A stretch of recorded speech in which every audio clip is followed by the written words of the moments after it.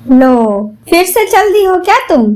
हाँ मम्मी जी, वो जरा मम्मी ने मुझे बुलवाया है, शायद कोई काम है उन्हें। मैं तुमसे हमेशा ये कहती हूँ कि जब मन तब यूं मायके जाना सही नहीं होता, मान सम्मान नहीं मिलता। केतकी जी ने अपनी बहू पल्लवी से कहा। मम्मी जी, आप मेरे हर मैटर में ना बोलें, ऐसा तो हो ही नहीं सकता। आपको मेरी मायके जाने आने में भी परेशानी होती है, मुझे हर वक्त टोकती रहती हैं। पल्लवी चिढ़कर अपनी सास से बोली, मैं क्यों भला तुम्हारे मैटर में बोलूं? पर ये अब सिर्फ तुम्हारा मैटर नहीं है बहू, तुम मेरी बहू हो। तुम्हारा कहीं अपमान होगा तो मुझे तो बुरा ही लगेगा ना। बहन बेटियां बिना बुलाए मायके जाती शोभा नहीं देती। रोज रोज बिना बुलाए कहीं नहीं जाना चाहिए। मायके में वैल्यू अपनी ही कम होती है। बिना बुलाए तो भगवान के घर भी बहू नहीं जाते। केतकी जी मधुर स्वर में अपनी बहू से बोली, अरे मम्मी जी, मैं सब जानती हूँ। आप मुझे मायके जाने से क्यों मना करती हैं? ताकि मेरी अनुपस्थिति में आपको घर में काम करने पड़ते हैं, है ना? मुझे आप अपनी फुल टाइम मेड समझती हैं, पर मैं आपकी मेड नहीं हूँ, इसलिए मुझे मत बताइए क्या सही है और क्या गलत। मुझे समझ है, समझिए आप। मेरा मायका भी मेरा घर है और मैं जब चाहूंगी तब जाऊंगी। आप अपना फ्री का ज्ञान अपने पास ही रखिए। इतना कह पल्लवी वहां से चल दी। केतकी जी को बहू का ऐसा जवाब सुन बिल्कुल भी अच्छा नहीं लगा। वो मन ही मन बोली, कोई बात नहीं बहू, आज नहीं तो कल तुम्हें अपनी गलती का एहसास जरूर होगा। पल्लवी का मायका और ससुराल एक ही शहर में था, इसीलिए वह हर एक दिन 2 दिन छोड़ तीसरे दिन मायके पहुंच जाती। दिन भर वहीं रहती। रात को जब पति ऑफिस से आता, उसे फोन करता, तब वो वहां से घर के लिए निकलती। उसका ससुराल में बिल्कुल मन नहीं लगता। उसका जब मन होता अपनी ट्रॉली में 1-2 कपड़े रखती और मायके पहुंच जाती। 2-3 दिन बाद फिर वो चली आती।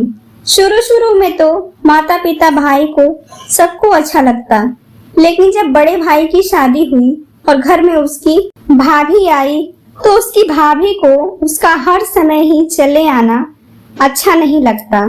पल्लवी 2-3 दिन 1 हफ्ते रहती। पल्लवी अपने मायके की हर चीज में नुक्स निकालती। अरे भाभी, आपने किचन का सेटअप ठीक नहीं रखा, आपने सोफे के कवर अच्छे से नहीं लगाया। मम्मी, ये शो पीस मैं अपने यहाँ ले जाऊं? इसे मैं अपने हॉल में लगाऊंगी। हाँ पल्लवी, अगर तुझे पसंद है तो ले जा। पल्लवी की माँ भी बेटी को मना नहीं कर पाती, पर ननद का ऐसा रवैया, हर चीज पर अपना अधिकार जमाना, हमेशा यहीं पड़े रहना, घर के हर मामलों में टांग अड़ाना, हर बात में दखल देना, उसकी भैया भाभी को नहीं सुहाता था। पल्लवी जब वहां से अपने ससुराल आती तो सास केतकी जी उसे समझाती, बहू, मायके में इतना खुलना मिलना तो चलो ठीक है, पर वहीं रहना, हमेशा वहीं पहुंचे रहना, ये सही नहीं है। तुम अपनी वैल्यू धीरे धीरे खो दोगी। पर पल्लवी के कान पर जूं भी नहीं रेंगता।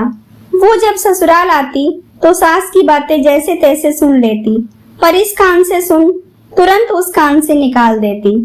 एक दिन वो तंग आकर अपनी माँ से अपनी सास की शिकायतें करती है। क्या कहूँ मम्मी, इस बुढ़िया ने तो नाक में दम कर दिया है। जब देखो तब मेरे पीछे पड़ी रहती है। मेरा मायके आना जाना उन्हें बिल्कुल भी नहीं सुहाता। मुझे जब देखो तब फ्री का ज्ञान देती रहती है। वो तुम्हारी भाभी का घर है, रोज रोज बिना बुलाए नहीं जाना चाहिए। वहाँ के किसी भी मामलों में बिना मांगे मुफ्त की सलाह नहीं देनी चाहिए, वरना मायके में अपनी वैल्यू खो दोगी। आज माँ है पर कल भाभी होगी। भाई भाभी से अपना रिश्ता कभी नहीं बिगाड़ना चाहिए। अरे मम्मी, क्या बताऊं मैं, इतना ज्ञान देती है मुझे, ये जैसे मुझे तो दुनियादारी पता ही नहीं है, और खुद अपनी बेटी से घंटों बातें करती हैं। बताओ माँ, ये भी भला कोई बात हुई? ये सब सुन पल्लवी की मम्मी बोली, बेटी, तुम्हारी सास बहुत ही अनुभवी हैं, समाज देखी हैं, समझदार हैं।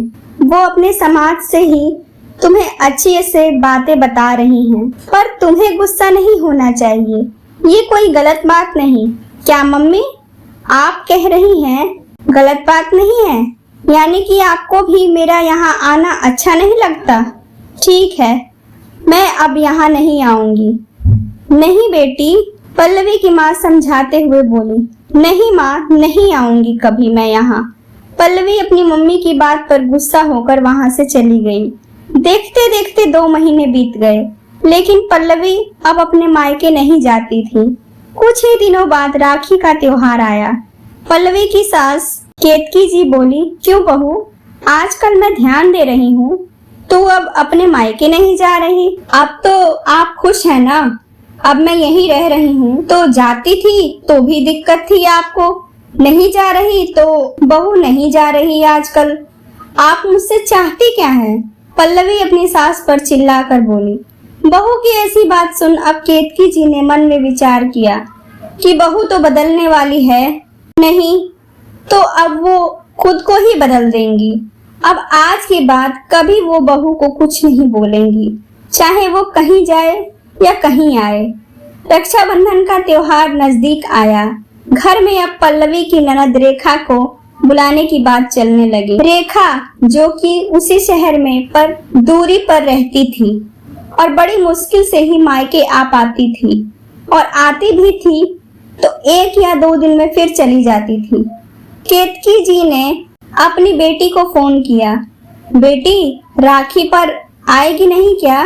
वो मम्मी, अभी मैं देखती हूँ, इनके ऑफिस से छुट्टी मिलती है तब, नहीं तो नहीं आ पाऊंगी अभी।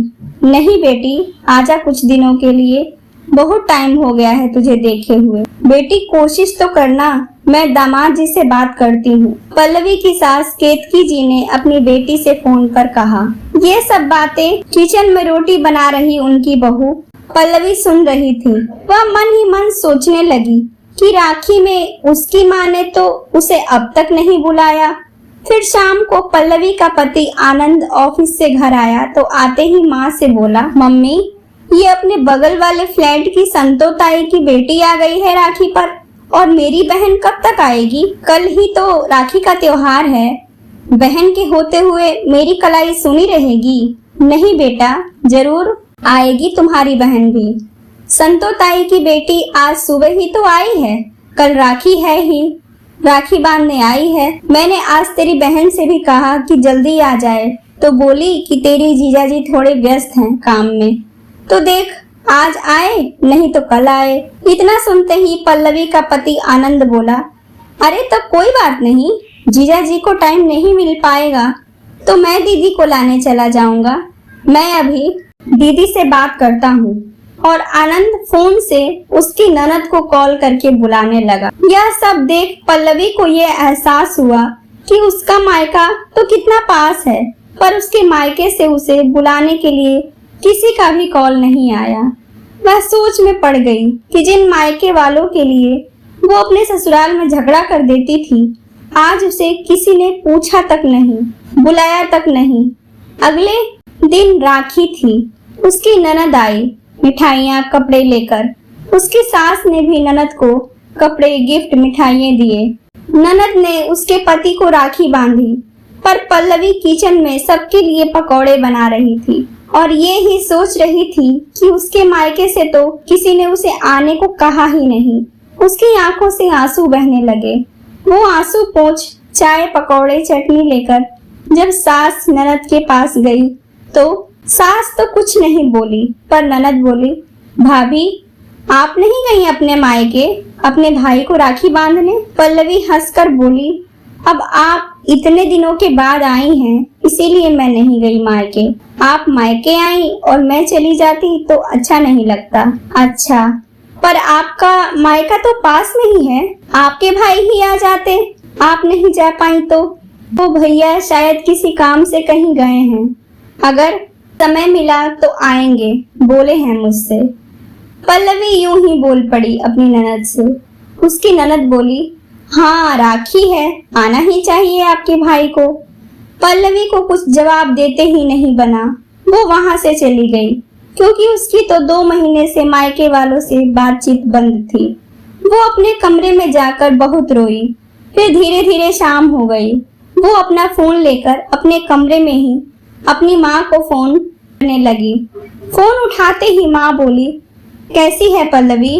कैसी क्या पूछ रही हो माँ? तुमने मुझे आज एक कॉल तक नहीं किया। आज राखी थी और ना भैया ने, वो जरा बहू के भाई आए थे तो ध्यान नहीं आया। हाँ बोल। बोलना क्या माँ, राखी के त्योहार पर तुमने मुझे बुलाया नहीं। अरे पल्लवी, अब तो जरा जरा सी बात पर गुस्सा हो जाती है। और बुलाना क्या है, हर साल तो तू आ ही जाती थी। इस साल भी मैंने सोचा कि आ जाएगी, पर तू आई ही नहीं। तेरा भाई भी तेरा इंतजार कर रहा था। शायद वो भी कहीं निकल गया बाहर। अब मुझे घर में और भी तो काम है। अब इतना थोड़ी याद रहा मुझे। तुझे आना चाहिए था। बहू भी बोल रही थी कि दीदी को क्या बुलाने की जरूरत, वो तो आ ही जाएंगी। माँ की बात सुन पल्लवी रोनी सी सूरत बनाकर बोली, ठीक है माँ, शायद तुम ठीक कह रही हो। मैं इसी लायक हूँ, मुझे बुलाने की क्या जरूरत। और वो फोन रख दी और सिसकने लगी। वो अपने सास के पास जा गले लगकर बोली, सॉरी मम्मी जी, आज मुझे ये एहसास हुआ कि सच में मायके में अपनी इज्जत बनाकर रखनी चाहिए शादीशुदा बेटी को। उसकी सास गले लगाकर बोली, पर तुम ये समझती नहीं थी, यही सच होता है, पर तुम्हें आज समय ने बता दिया, इसीलिए अब मैं भी तुमसे कुछ नहीं पूछती थी कि समय तुम्हें सब बता देगा। दोस्तों, अगर आपको हमारी ये कहानियाँ पसंद आती हैं तो प्लीज आप हमारे वीडियो को लाइक करें, शेयर करें और कमेंट करके अपनी राय जरूर दें। और हाँ, हमारे चैनल को सब्सक्राइब करना बिल्कुल भी ना भूलें। धन्यवाद।